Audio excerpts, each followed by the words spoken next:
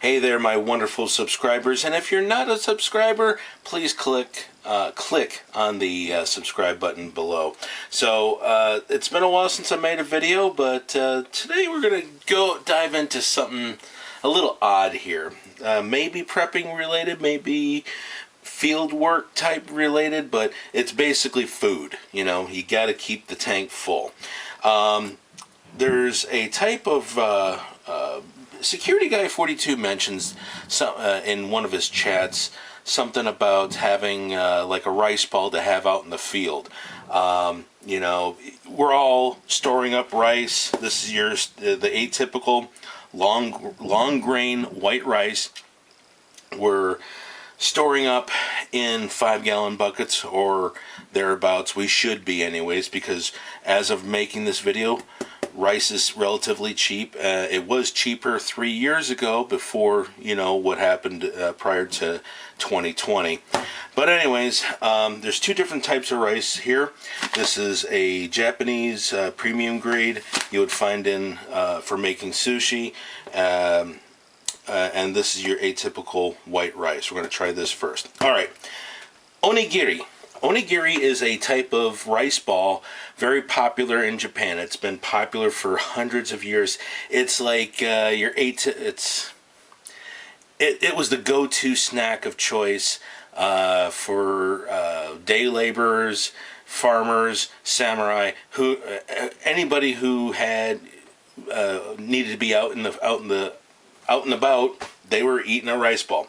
And if you are a child of the 90s, I think it's the millennials, the TV show Pokemon, one of the characters was showing up onigiri and saying it was powdered donuts or donuts, you know. These donuts are great. Jelly filled are my favorite. Holy Jesus. A jelly donut?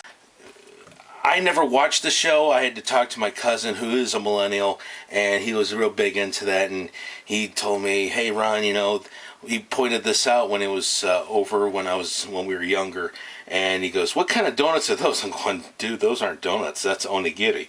So anyways, we're going to try and make onigiri with traditional, both with traditional Japanese rice and with plain long grain white rice that you would find in our pantries. So we're going to traditionally you would we're only going to cook up a cup of white rice, plain each, and we're going to wash it. Generally, you don't need to. With today's manufacturing processes, you don't need to wash it as much as you did years ago. But while it was being shipped and packaged, the grains of rice grind against each other and produce a type of rice flour that makes it extra sticky. But we're going to experiment with pure conditions where the grid is up and we have the excess water to actually wash the rice and do it right the first time. So let's start off with the white rice, the long grain rice. So bear with me. Okay, I don't know if the camera is picking this up. I think so, yeah. See the cloudy water, if you will? Well, that's the rice flour water mixture. So this will make the long grain rice extra sticky if you don't wash the rice. So just giving you a little heads up. We got our rice washed, although it's not completely washed, but I consider it good enough. When you use when you use your stovetop, use your middle finger and generally close to the first knuckle of your index finger. I use the middle finger. Give him the bud. Okay, but anyways, this is how we do it, or that's how I do it. Put this on the stove on high heat to start and cover it up, and we will look at this when it's done cooking. Okay, looks like the rice is done. I don't have one of those fancy plastic rice paddles that you'd see in traditional Asian homes, or even if you had like an actual rice cooker, you get one of those. But anyways, this is done. I'm going to transfer this to a different bowl so I can start cooking the Japanese rice. So as you can see, I hope you can see it, it's a little wet. I pulled it off. I added a little bit too much water because of the low amount of rice. But anyways, this is how it is. This is what we're going to start off with. We're going to let this cool down just a little bit in a different bowl. So we're going to start the Japanese rice. So to hang tight. Okay, this time we got our Japanese rice in. I washed it a little bit longer than the long grain rice right here. And we're going to let this start cooking. But in the meantime, we're going to start making our onigiri this way. There's the most well, I wouldn't say the most popular, the most common type of onigiri is salt. I mean, you're just basically using salt. Do not use iodized salt. Use sea salt or kosher salt, depending on what you have stored up. And to kind of give it a wrapping, remember how you those who remember the TV show that I talked about, this is nori, seaweed. Okay, you basically see it in the when you have sushi, if you do eat sushi. Obviously there's a rough side and a smooth side. The smooth side is going to be out. It's kind of important, especially in sushi, but almost important when you're doing this.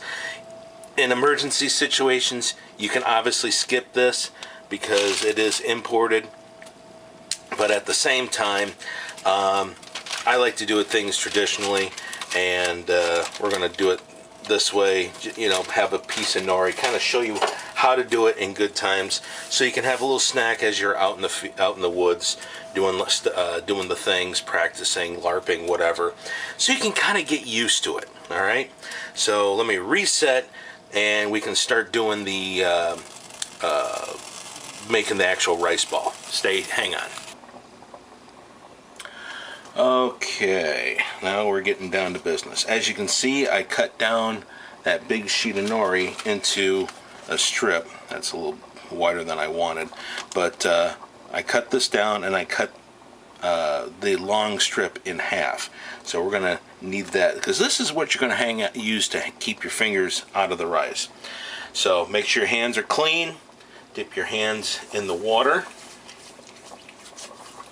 Make sure they're nice and wet. Now get some salt on your hands, and then what we're going to do, yikes, that's still hot.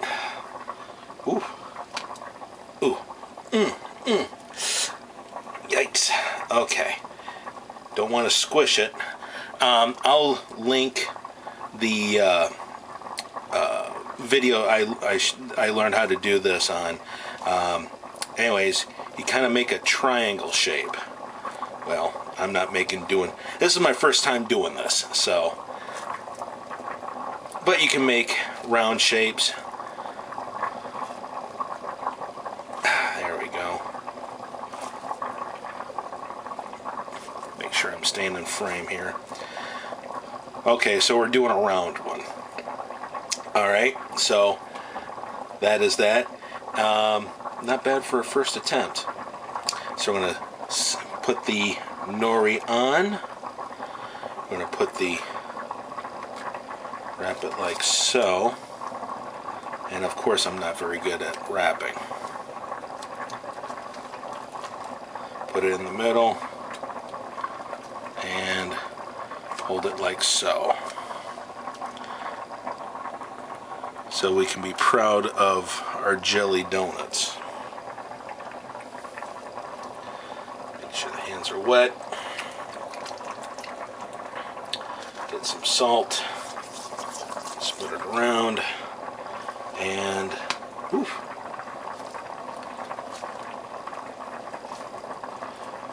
Ooh, hot, hot, hot, hot, hot. Now the video, I think the guy was doing jasmine rice. Jasmine rice doesn't last as long. but his onigiri was a lot bigger than this. So probably it's...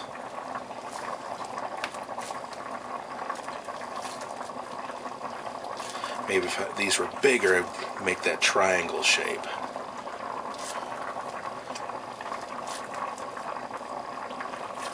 But let's do the hockey puck. And trying to make sure I keep this in frame. And like so. That is the basic of the basic. Alright, so let's do one more while the rice is almost coming to a full boil.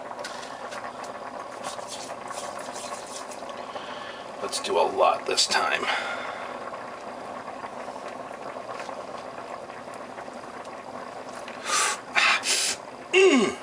Damn, this is hot.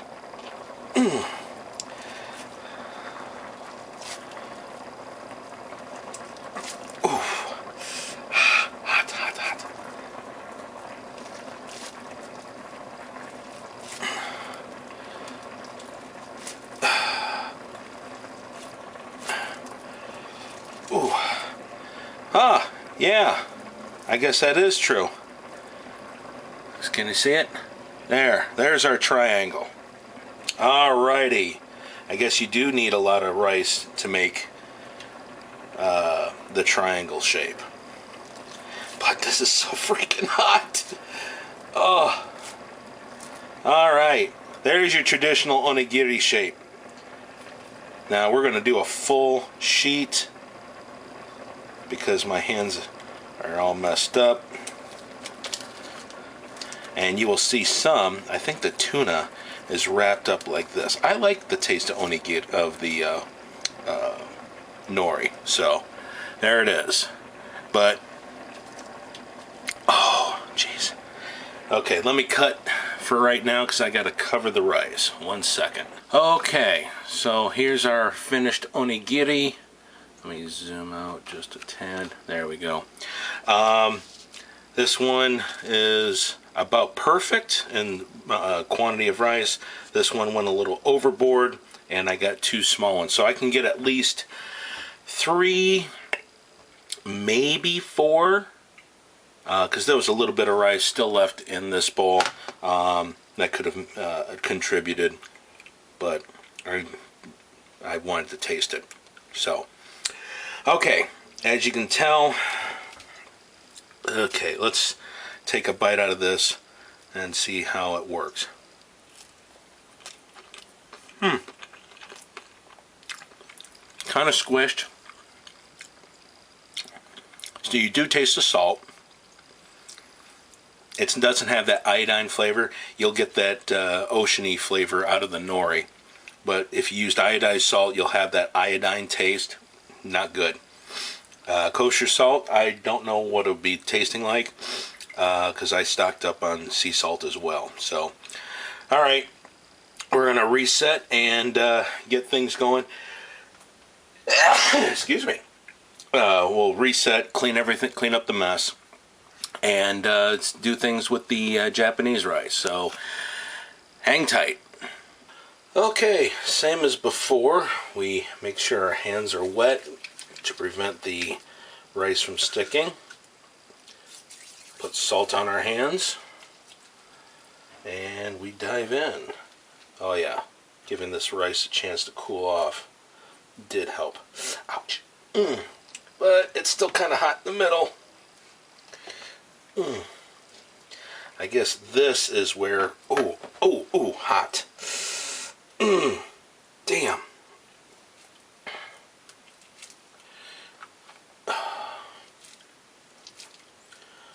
Ooh. Yep.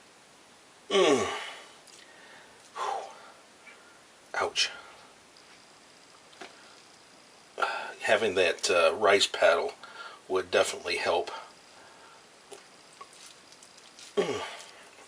And the texture. Am I in frame? Nope, I'm not in frame. Okay. Oh.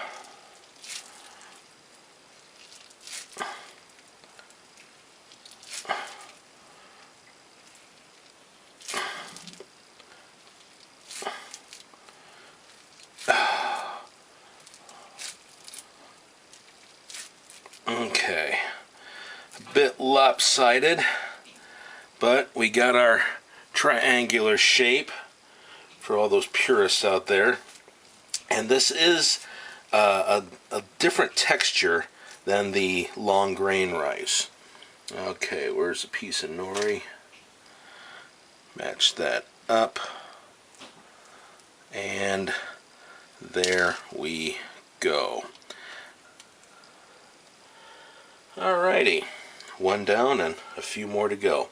To save you the time, I'll show you the end result.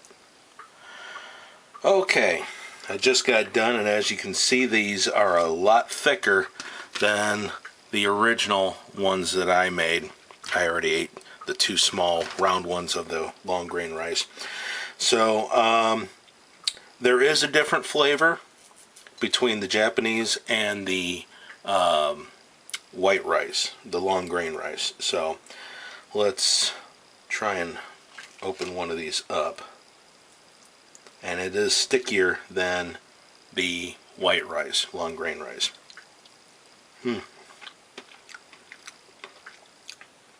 Not bad. Definitely had the crunch of the salt crystal. There was one thing I wanted to add. Excuse me. There's a type of filling. Now, this is the basic of the basic. Let me zoom out here. Okay. So you can get both. This is the basic of the basic. You know, it's rice, salt, nori, seaweed, but you can go without this and use, like, say, wax paper or saran wrap. You know, something to keep from sticking to the rice. Now, there's all kinds of fillings. One of the most popular is umiboshi. I think I'm butchering that. It's a pickled plum that you put into it. You have to de-stone it and you wrap it up. And I'll link the video in the description of the video that I kind of got the idea of this from. There are many, many more videos out there how to make onigiri, but this is the basic. And if you are needing some sustenance out in the field, rice does have protein, not as much, but it does have protein. You can fill it with all kinds of stuff, say shredded chicken, beef, pork. The most, obviously, because this is Japanese in origin, a lot of it is fish. But for most Midwesterners, freshwater fish does not last. So neither does fish. But if you have chicken or beef that is preserved, or even, I don't know, maybe pemmican, you could try that. But this is the basic kind of snack out in the field. So there it is, folks. I may have gone long-winded as always, but try something new. Try and think of outside the box for having meals out in the field, so you don't have to have a actual cook kit running all the time. And of course, your prepackaged energy bars will eventually give out if this conflict that we may be looking at exceeds 3 to 5 years. So, or I should say, if it exceeds 2 years, or even a year, all your energy bars are going to go are going to get used up. So you got to think outside the box and be able to make stuff out in the for food out in the field. So there it is, folks. Have a good one. Take care. And word of wisdom here: prep like your lives depend on it, because they do. Take care, everyone, and God bless.